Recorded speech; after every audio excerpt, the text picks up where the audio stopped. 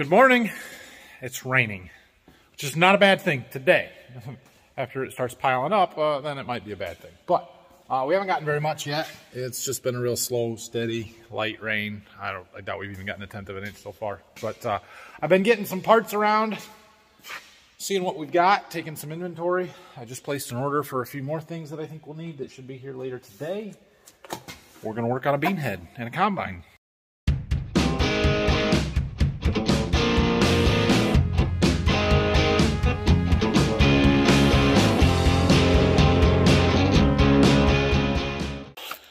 So one of the things that we like to do every year is put new knife sections on our cutter bar before wheat harvest. In beans, they run down on the ground in the dirt, in the rocks, tough stubble, all kinds of stuff, and they get dull, some of them break. And so we put fresh ones on for wheat because sometimes wheat straw can be tough to cut anyway. So anyway, I've got one box and I got a few good used ones here, but I ordered some more of those. I do have some guards here, but I got some more of those coming as well. And I know we need to replace some of these fingers that are for the feed-in drum on the center feed drum on the draper there. So I think we've got what we need there. A few bolts, a whole lot of these bolts that hold the knife sections on. So I think we'll have enough parts, or plus what I ordered, to get everything done here this afternoon. I'm going to go in the shed in the back and see what we got to move around to be able to work back there. Well, we're going to have to pull this planter out of the way. I think we can work around the grain cart and that stuff. We can pull the combine up a little bit and slide over just a little bit this way to be able to, we'll back the head in, and then I can pick it up off the trailer and we can just leave it right in here and work in here. So should be okay. We'll have to move Dad's old truck out of the way, the forklift. I don't know if that pile of boards will be in the way or not. We'll see. Well, the rain's starting to pick up. I'm not thrilled about having to set this planter outside in the rain, but that's what I gotta do. Backing up a 40-foot long four-wheel steer header cart. It's not the easiest thing in the world to do. Trying to get it in that door over there. Oh, but we're getting it. I even missed the end of the tile.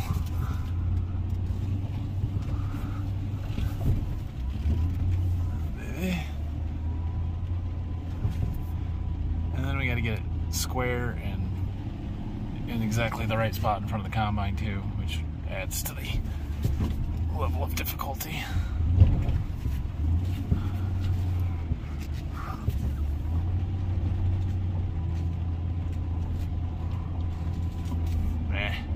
Crooked. Close. It's inside. I might be able to make that work. We'll see. I don't exactly have a lot of maneuvering room with the combine, but we're going to leave it there for a second. I should have done this earlier so that it didn't get rained on. Now everything's all wet, but it should dry out fairly quick.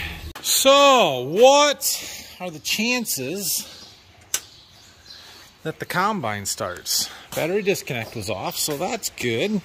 Better come up and check the oil. Oil was good. All right, moment of truth here. It's a good sign. Wow, fired right up. Sweet. Oh, I should have unhooked the head from the trailer. That was kind of dumb. Now I gotta get out and get the straps. Nothing like starting the combine season off right.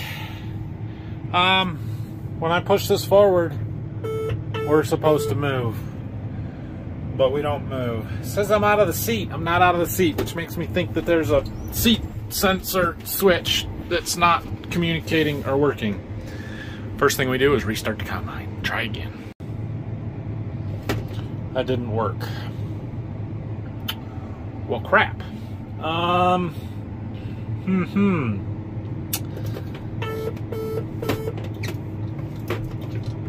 Definitely feels like it's a seat switch issue, but I don't know. I don't want to have to to call the dealer already. Crap. Well, that's not what I wanted. I don't know what to do here. Fall off the ladder, that's what I'm gonna do.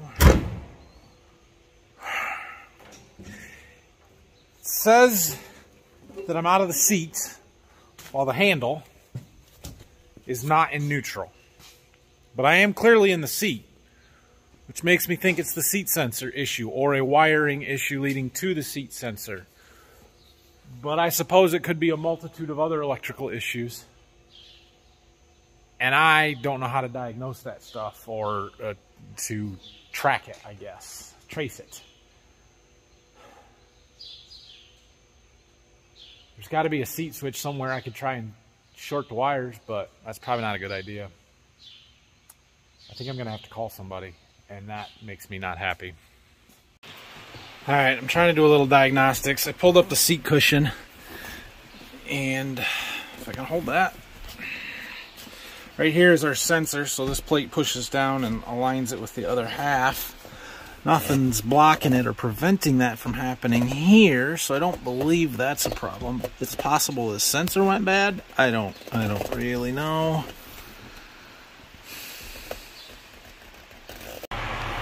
Okay. Look, dirt. I'm not supposed to have dirt in there.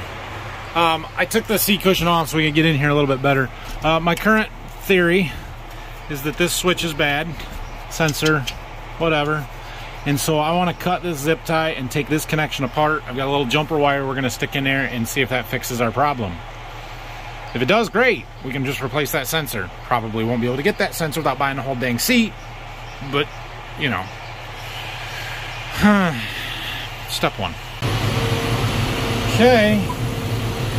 Well, we're going to try that. So this wire, this sensor here is just a 2-wire, but we got 3 wires coming out, so I had to make sure to get the right pins, and I do.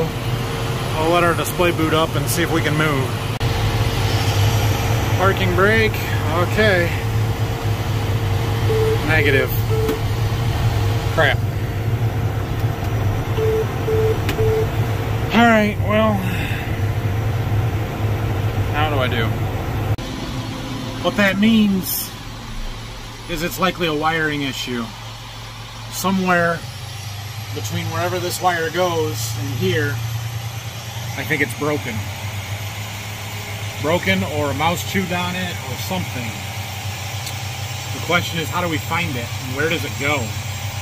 I have no idea. This is the point where I think I have to call John Deere. Alright, well, I called the John Deere dealer. They're going to send somebody down. This is really frustrating when your equipment breaks down sitting in the shed. Anyway, we are hopefully still going to work on this today. I thought Brock was coming, but it's like 11:30 and he's not here. Usually he comes at either 9 or 11, so I don't know. Either way, doesn't matter. It's a whole lot easier to get this cutter bar out with it hooked up to the combine, which is why I'm kind of waiting and wanted to get it hooked up first. So I'm going to wait and see if there's something easy that they can fix to make this combine work here this afternoon. And then we'll keep working on this. We've got time. It's going to rain for a week, so I've got all next week to work on this. I don't have to do it today.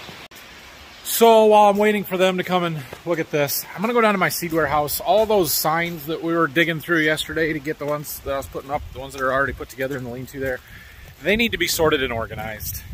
I need to go through them, find out which ones I still am going to use, which ones are numbers that we don't have or sell anymore, and I need to get rid of, and get rid of them. So I'm going to go do that.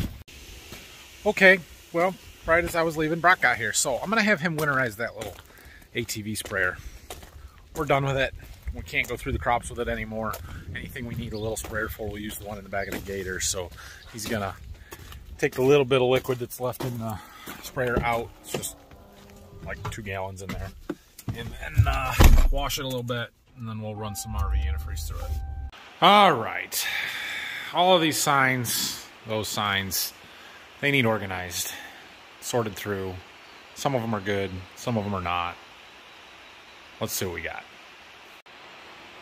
Progress, it's a little better. So most of these over here, these 2 rows, are signs that I can go and put up on fields. Now, like that one's broken.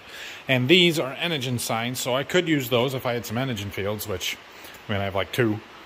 So I don't need all of those. I'll take some more of them apart, but that's good. These, all I did was move them from over here to over here, right? Yep. These rows here are all good plot signs for numbers that I have out in the plot that are the same style of signs that they sent me this year, so I can just reuse those instead of getting new signs. Those are ones that I took apart, but they're still good numbers. And these are ones that I took apart that are numbers we no longer sell and can be thrown away. Those all need taken apart yet too. All right, I see the John Deere dealer just pulled in down at the farm, so we're gonna go down there, see how they're doing. We'll come back to the sign project some other time. Well, turns out I'm an idiot or something, I don't know. Look, combine's moving. No, so, yeah, let me stand up. Turns out we still think this seat switch is bad. I put the jumper wires in this plug right here, which did not work, and I just tried it again and it did not work. But it turns out that wire comes out down here, and if you put the jumper wire in this plug, it works. Why? I do not know. So he was pretty sure he had continuity in that wire harness all the way to the seat switch that I'm currently sitting on. So we don't think that it is the wire harness, we think it's the seat switch. And he's gonna send me a new one and I'm gonna get it installed. But in the meantime, I can put that jumper wire in to make the combine move. All right, well, now we were able to lift the reel up out of the way so we can get to stuff a little bit easier. I did have Brock working on replacing some of those broken fingers. Turns out we don't have enough of those little white bearings in there. I thought I did. I have plenty of fingers, but I don't have the bearings. So they're gonna throw some of those on the truck and bring them with my other parts here this afternoon. And we're gonna pull these cutter bars out so we can replace all the knife sections. We also have to put the divider points back in. So most of what we have to do here is pull these 2 bolts out, and then that whole thing slides right out of there. So this head drives from both sides, so there's 2 separate cutter bars. They overlap here in the center, and we have to take this piece off because it won't fit underneath these hold down clips before that side will come out. But you can see here how dull and ragged that knife section is. There was a broken one right here. So, I mean, some of them do get replaced during the fall, and we tend to break cutter bars a fair amount. The bar that these knife sections all bolt to, I don't know why, but we do. So they're not all a full year's use on them, but they're all worn enough. We're just gonna start fresh. We seem to be missing something there. That's no good. We'll fix that too. There's some more. Why are we missing so many dang bolts? Huh.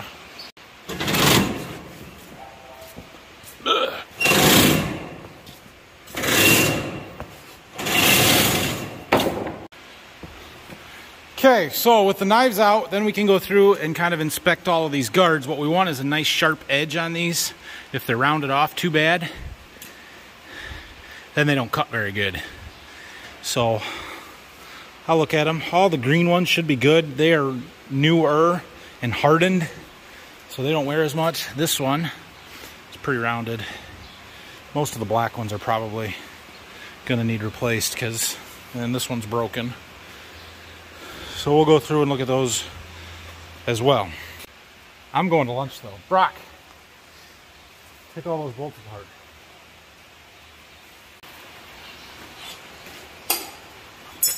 I'm back. All right, Brock's gonna keep working on that. Our parts delivery just got here, so he's got all the knife sections he could possibly imagine he needs. And I'm gonna go through and look at all these guards, see which ones I think need to be replaced, which ones are okay. This one's okay. Most of the green ones are okay. That one's gonna get replaced. On down the line.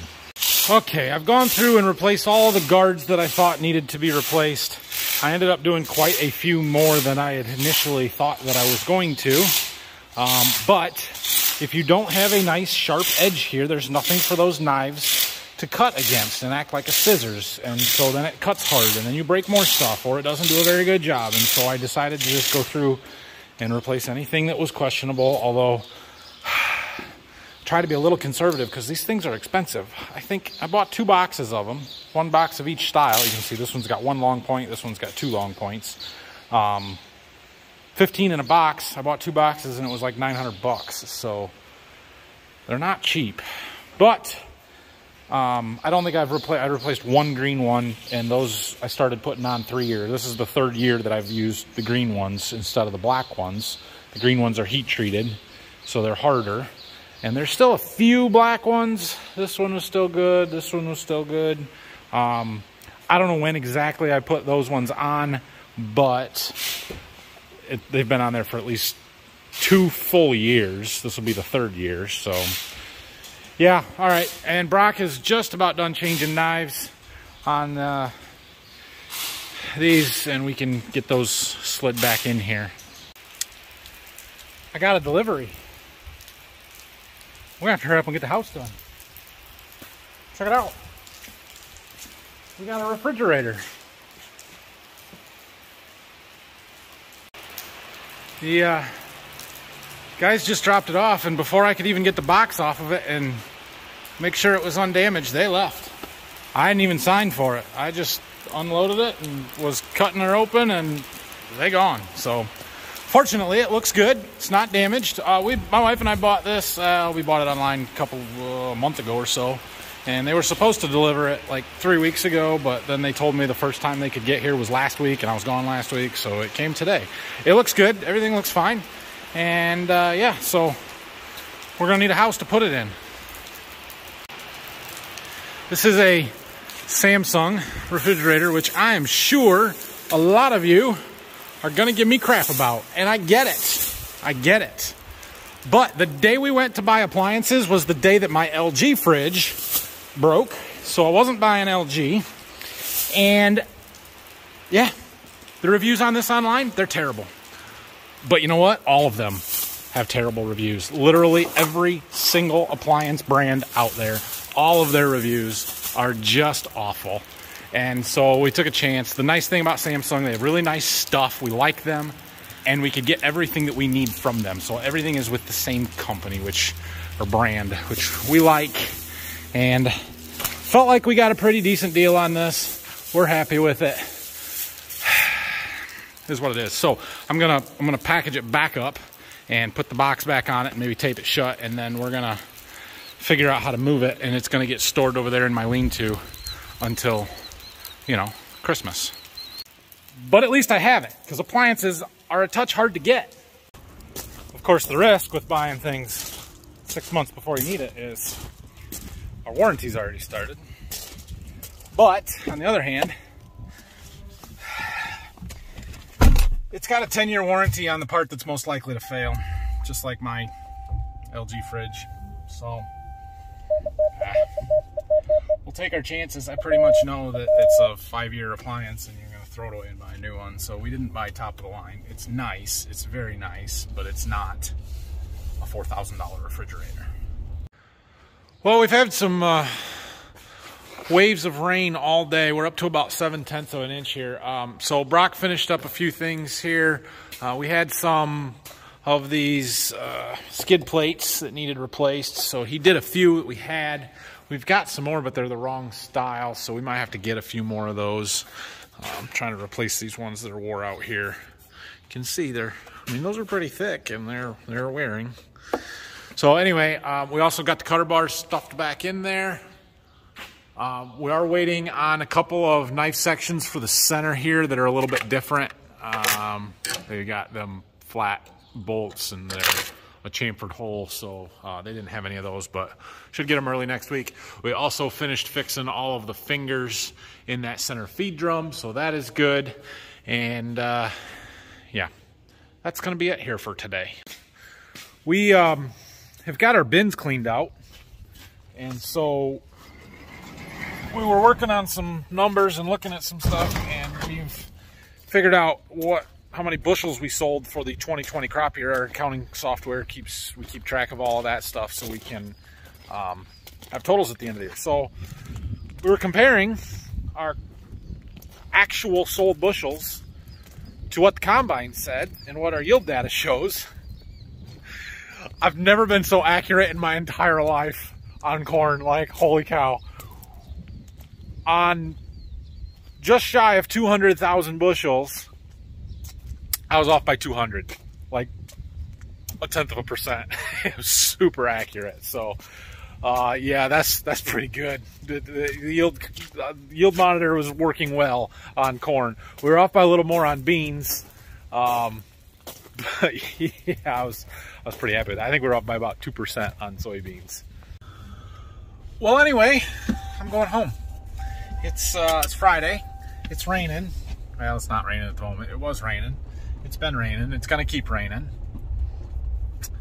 Crop's got plenty of moisture, so that's good. I just hope over the next 7-10 days we don't get too much more rain that it causes major issues. The good thing is, this year versus when we had our big 5.5-inch rain last year, is that the crop is growing in there and we won't have the erosion issues. The corn can handle it. It's the beans that are going to be pockets along the rivers and the low spots in the fields that the water's going to pond that is going to cause problems. But we'll be fine. So I'm not working tomorrow, and we'll be back Monday. I don't know what's going on next week. I just know we've got to keep getting that combine ready to go. I didn't get the chafer through back into it yet. We've got to fix that seat sensor. Hopefully that fixes our issue there. And waiting on those last few parts for the bean head, and then it should be ready to go. It won't take a lot, just need some parts. And what else is going on? We got to get the grain cart hooked up and get the monitors all set up for that. We'll be ready to go. I still think by the end of next week we might be able to think about trying some wheat, but not if it's raining. So we'll see. Thanks for watching, everybody. Hope you enjoyed it this week. And if you have any questions, comments, leave them down below. We'll see you again on Monday. Hit that like button, subscribe to the channel if you haven't already. Wheat harvest is coming quick, and I appreciate it. We'll see you.